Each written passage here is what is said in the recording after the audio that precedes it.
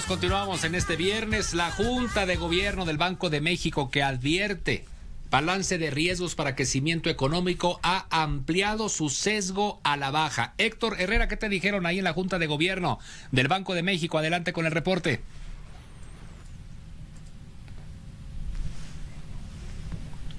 Adelante, Héctor.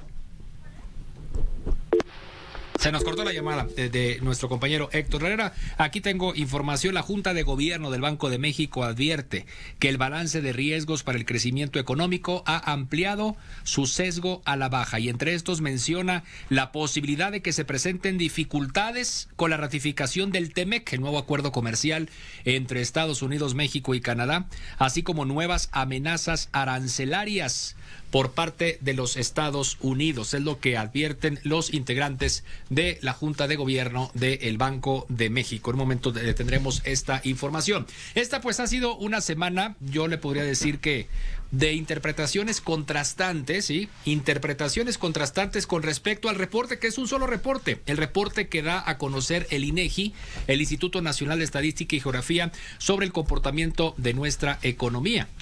El crecimiento mínimo de 0.1% del Producto Interno Bruto durante el segundo trimestre de este año. De esto voy a platicar en un instante con la senadora Vanessa Rubio. Vamos a retomar la comunicación con Héctor Herrera. Decíamos, la Junta de Gobierno del Banco de México, la advertencia que hizo, Héctor. Sí, Gregorio, te saludo otra vez. Fíjate que efectivamente la Junta de Gobierno del Banco de México está advirtiendo que el balance de riesgos para el crecimiento económico pues está ampliando su sesgo a la baja. Y entre las variables está mencionando la posibilidad de que se presenten dificultades con la ratificación del TEMEC, pero también estas nuevas amenazas arancelarias por parte de Estados Unidos. Señala que la información disponible hasta el momento sugiere que la actividad económica pues sigue mostrando esta desaceleración mayor a la anticipada, con signos de debilidad en este segundo trimestre ya, y en su minuta más reciente de cuando se reúne esta junta aseguran que han decidido por esta semana por lo menos mantener sin cambio el objetivo de la tasa de interés interbancario un día en un nivel de 8.25. En la minuta con motivo de esta decisión de política monetaria se muestra que algunos de los integrantes de esta junta estarían por reducir en breve la tasa de interés en 1.25 puntos, esto en sintonía con lo que ha decidido en su momento la Reserva Federal, pero sin el riesgo de comprometer la tasa de inflación. También explican que la inflación pues está manteniendo un comportamiento mejor a lo que se esperaba, a lo que se tenía en los informes trimestrales anteriores, y además se encuentra en una trayectoria convergente hacia la meta que tiene el propio Banco Central. De hecho, la inflación acumulada al primer semestre fluctuó alrededor de 0.30 y de hecho pues sigue siendo la segunda cifra más baja en lo que va del siglo, también un comportamiento que es positivo para la economía mexicana. Así que pues la Junta de Gobierno analizando estos posibles riesgos, Gregorio, y también la posibilidad de adaptarse a esta baja de tasa de interés para favorecer el crecimiento económico. Gregorio. Muchas gracias, Héctor, por la información. Muy amable. Pues ahí está lo que analizan los integrantes de la Junta de Gobierno del Banco de México. Como le mencionaba usted, esta ha sido una semana de interpretaciones contrastantes, si me permite el término, respecto al reporte, un solo reporte que presenta el INEGI, el Instituto Nacional de Estadística y Geografía. Crecimiento de la economía en el país, segundo trimestre del año mínimo, 0.1%. Pero hay quienes lo festejan y hay quienes consideran que nuestra economía no va bien. Yo le agradezco mucho esta tarde a Vanessa Rubio, senadora por el Partido Revolucionario Institucional, que nos atienda. ¿Qué tal, senadora? Qué gusto saludarla. Muy buenas tardes. Al contrario, estimado Gregorio, me da muchísimo gusto saludarte y desde luego saludar a todo tu auditorio. Muchísimas gracias por esta oportunidad. Pues ustedes seguramente durante toda esta semana han estado, entre otros temas, analizando, ¿no?, este reporte que da a conocer el INEGI. A ver su apreciación. Se lo pregunto como senadora de la República y también como ex subsecretaria de Hacienda, senadora. Claro que sí, Gregorio. Mira, pues yo creo que la interpretación es solo una, pues porque los números son claros y evidentes. Como tú decías, pues creció la economía este segundo trimestre 0.1% y el anterior decreció, o sea, traemos un crecimiento negativo el primer trimestre, menos 0.2. Entonces, si uno promedia incluso el primer trimestre con el segundo trimestre Es comparado negativo. con el año pasado, es negativo, es -1.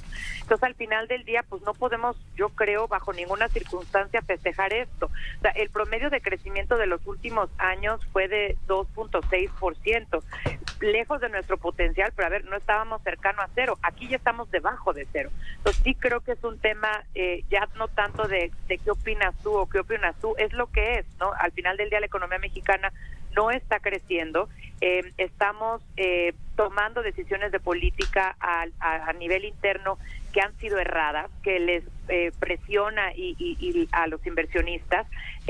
Yo digo dos en particular: la cancelación del aeropuerto, por un lado, que generó desconfianza de los inversionistas, y hemos visto cómo la inversión ha venido decreciendo en nuestro país, y hoy por hoy es lo único que genera empleos, la inversión privada. Sin Y duda. por el otro lado, tienes el plan de Pemex que se presentó, que no convenció a los mercados, que queda muy lejos de lo que estaban esperando, pues porque Pemex al final del día, es cierto, lo que necesita son recursos, y lo que se concluyó en el plan de negocios de Pemex es que se le iban a dar recursos públicos, en vez de decirse lo que es natural, son recursos privados los que se requieren, tanto nacionales como internacionales. Entonces yo creo que esos dos errores de política económica nos están costando el crecimiento hoy. Y tú me preguntabas mi opinión respecto del informe trimestral. La verdad es que en la página 55 y 56 viene un elemento muy preocupante, que es que se van a utilizar los fondos de estabilización que tiene México, que es un colchón que tenemos todos los mexicanos, ahorrado durante más de una década, desde el año 2000, en donde es como el guardado para cuando hay una crisis fuerte, una crisis ya de veras, no una crisis causada por errores de política interna. Y en ese sentido nos estamos quedando sin ese colchón para cuando, como ahorita sí lo está señalando Banco de México, pues vengan verdaderos problemas, como el tema comercial bilateral México-Estados Unidos, o el tema más de temas de comercio multilateral a nivel geopolítico. Entonces, en ese sentido, creo que sí es preocupante la situación doméstica y es preocupante lo que se avecina a nivel internacional. Y si se van a ocupar los 121,000 millones de pesos de este fondo de estabilización, pues nos vamos a quedar sin qué para poder enfrentar una crisis verdadera. Ahora, yo le pregunto, senadora, estoy platicando con la senadora Vanessa Rubio, senadora por el Partido Revolucionario Institucional. El tema de la recesión, o sea, este término recesión, que desde luego genera nerviosismo, que desde luego genera incertidumbre, y que por supuesto que podría ser la antesala de una crisis económica, como usted bien lo señala. O sea, ¿estamos o no estamos en recesión técnica? Los actuales funcionarios de Hacienda dicen que no, y de hecho pues por eso celebraban que el resultado haya sido por arriba de cero del segundo trimestre de este año, ¿no?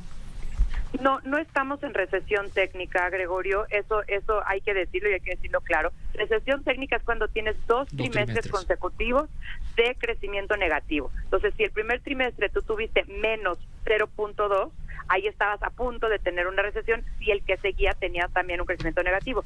No lo tuvo uno positivo de 0.1, pero reitero, no hay nada que festejar. La economía de México en promedio el primer semestre ha decrecido menos 1%, y aunque ya pelearnos por un punto y el otro punto, al final del día estamos diciendo que la economía de México está creciendo 0. Exacto. Y entonces, a ver, aquí yo recuerdo, no se nos dijo que íbamos a crecer 4%, y no Hacienda nos dijo en el paquete, cuando nos los presentó al Senado, que íbamos a crecer 2.5%, vamos a crecer 0.